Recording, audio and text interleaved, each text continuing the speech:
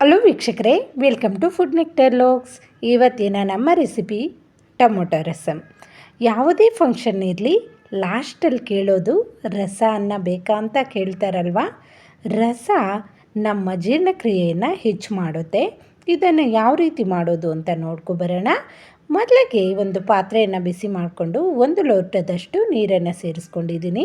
1 ಬೆಳ್ಳುಳ್ಳಿ, ಒಂದು 4-5 ಒಣಮೆಣಸಿನ್ಕಾಯಿ, ಹಾಗೆ 3 ನಾಟಿ ಟೊಮೊಟೊವನ್ನು ಶುದ್ಧ ಮಾಡಿ ಇದನ್ನು ಸೇರಿಸ್ಕೊಳ್ಳಿ.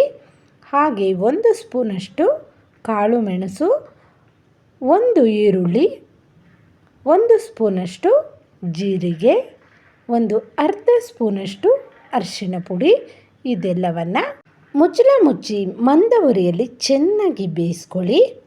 ನೋಡಿ, ಟೊಮೊಟೊ ಈ ರೀತಿ ಸಾಫ್ಟಾಗಿ ಬೆಂದಿರಬೇಕು. ಆವಾಗ ಟೊಮೊಟೊ ಚೆನ್ನಾಗಿ ರುಚಿ ಕೊಡುತ್ತೆ ರಸಮಲ್ಲಿ.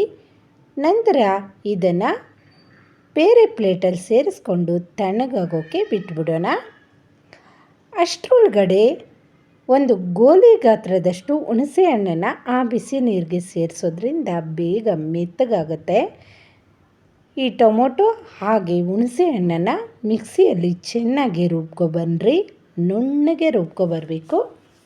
ನಂತರ ಒಂದು ಪಾತ್ರೆಯನ್ನು ಬಿಸಿ ಮಾಡಿಕೊಂಡು 1 ಸ್ಪೂನಷ್ಟು ಎಣ್ಣೆ, 1 ಸ್ಪೂನಷ್ಟು ತುಪ್ಪ, ಇದು ಬಿಸಿ ಆದ ನಂತರ ಅರ್ಧ ಸ್ಪೂನು ಜೀರಿಗೆ, ಅರ್ಧ ಸ್ಪೂನಷ್ಟು ಸಾಸಿವೆ, ಇದು ಚಿಟಪಟ ಅಂದ ನಂತರ ಇಂಗು ಸ್ವಲ್ಪ, ಹಾಗೆ ಕರಿಬೇವಿನ ಸೊಪ್ಪು, ಇದೆಲ್ಲ ಚೆನ್ನಾಗಿ ಫ್ರೈ ಮಾಡ್ಕೊಳ್ಳಿ.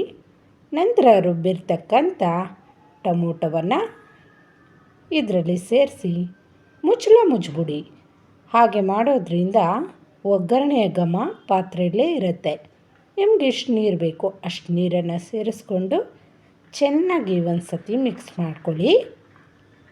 ಸ್ವಲ್ಪ ಅರಿಶಿಣ ಪುಡಿ, ರುಚಿಗೆ ತಕ್ಕಷ್ಟು ಉಪ್ಪು, ಇದನ್ನು ಹಾಕಿ ಚೆನ್ನಾಗಿ ಕಲಿಸ್ಕೊಳ್ಳಿ. ಲಾಸ್ಟಲ್ಲಿ 1 ಸ್ಪೂನಷ್ಟು ರಸಮ್ ಪೌಡರ್ ಸೇರಿಸ್ಕೊಂಡು ಒಂದು 2 ಕುದಿ ಬರೋವರೆಗೂ ಚೆನ್ನಾಗಿ ಕುದಿಸ್ಕೊಂಡು ಲಾಸ್ಟಲ್ಲಿ ಸ್ವಲ್ಪ ಬೆಲ್ಲನ ಸೇರಿಸ್ಕೊತಾ ಇದ್ದೀನಿ. ಬೆಲ್ಲನ ಸೇರಿಸೋದ್ರಿಂದ ರಸಮ್ ತುಂಬ ರುಚಿಯಾಗಿರುತ್ತೆ. ನೋಡಿ, ಒಂದು 2-3 ಕುದಿ ಬರೋಷ್ಟರೊಳಗಡೆ ರಸಮ್ ರೆಡಿಯಾಗಿಬಿಡುತ್ತೆ.